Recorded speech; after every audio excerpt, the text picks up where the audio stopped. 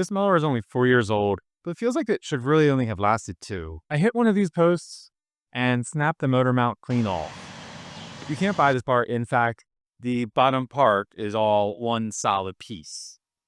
They want you to scrap the entire mower and buy a new one, but that wasn't happening. I'm just too cheap. I wasn't going to spend $300 on a new mower, so I had to get creative, and I wanted to make something that was going to last even longer. So I started using a pair of calipers,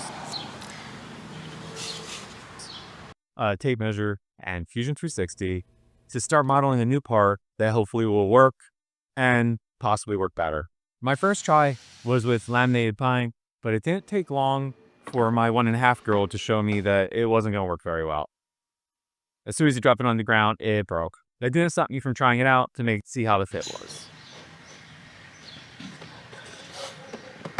The second one fit way better. I was even able to do some cuts with it. So I installed it on the lawnmower. I was able to get the grass cleaned up. But there was no way it was going to survive long term with wet grass. Just like Goldilocks, the third one was perfect. This one's made out of HDPE. It's strong. It'll be able to hold up to the wet environment of grass. And it should last longer than the original part, since it's made out of 1.25 inch instead of 2mm plastic. So this should outlast the mower. I bolted it in. Everything lined up perfectly. Reinstalled the motor. Hit the 3 safety switches. Fired up, and mower's back in business.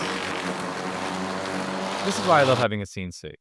It's not just for signs and trying to make some money on Etsy, but when something breaks, you have one more awesome tool to be able to fix things that other tools would have no chance in being able to do. Calipers, Fusion 360 in a few hours of time, I was able to save $300, which I call a win. If this sparked any ideas for you, make sure you comment what it is below and like this video. And make sure you subscribe to my page to get more goofy DIY CNC tricks. I'll see you in the next video.